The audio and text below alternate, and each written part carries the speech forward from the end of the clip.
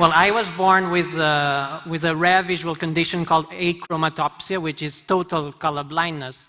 So I've never seen color, and I don't know what color looks like, because I come from a grayscale world. To me, the sky is always gray, flowers are always gray, and television is still in black and white.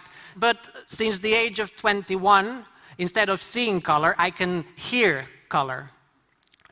In 2003, I started a project with computer scientist Adam Montandon, and the result, with further collaborations with Peter Queixe from Slovenia and Mateus Lizana from Barcelona, is this electronic eye. It's a color sensor that detects the color frequency in front of me and sends this frequency to a chip installed at the back of my head, and I hear the color in front of me through the bone, through bone conduction.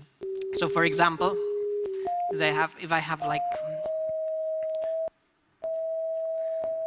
this is the sound of purple. For example, this is the sound of grass. This is red, like Ted. This is the sound of a dirty sock, which is like yellow, this one. So I've been hearing color all the time for 8 years, since 2004, so I find it completely normal now to hear color all the time.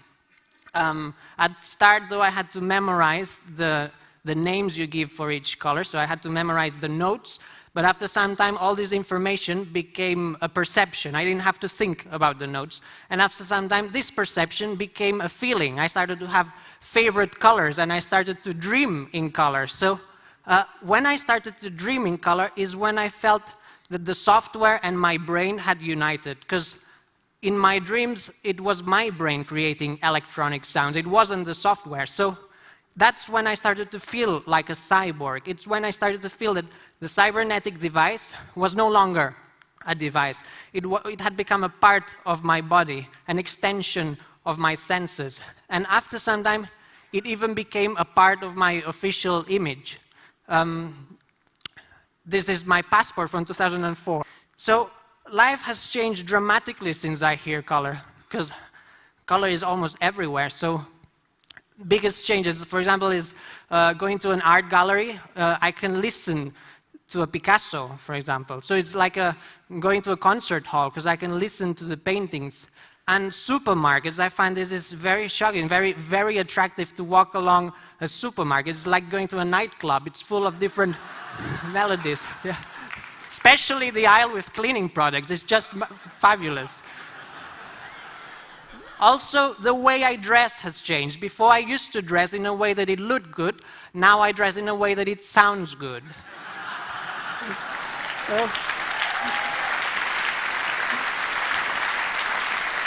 So today I'm dressed in C major, so it's quite a happy chord.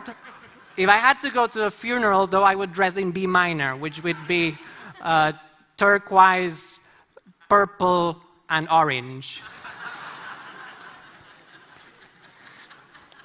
Also, food. The way I look at food has changed, because now I can display the food on a plate, so I can eat my favorite song. So depending on how I display it, I can hear and I can compose music with food. So imagine a restaurant where we can have like Lady Gaga salads as starters. I mean, this would get teenagers to eat their vegetables probably.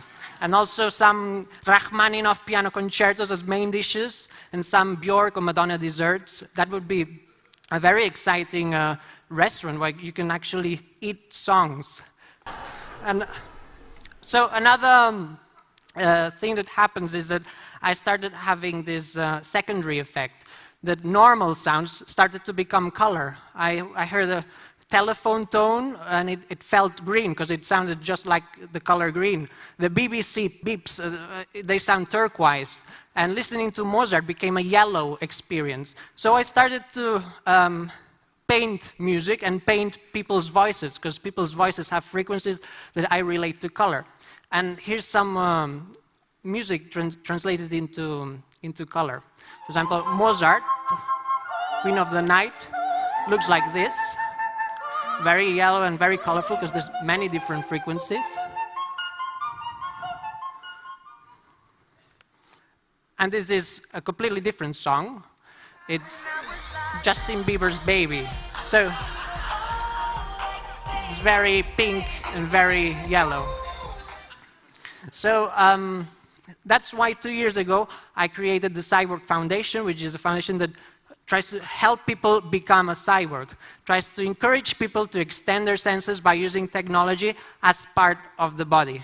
We should all think that knowledge comes from our senses, so if we extend our senses, we will consequently extend our knowledge. I think life will be much more exciting when we stop creating applications for mobile phones and we start creating applications for our own body. I think this will be a big, big change that we'll see during this century. So I do encourage you all to think about which senses you'd like to extend. I would encourage you to become a cyborg. You won't be alone. Thank you.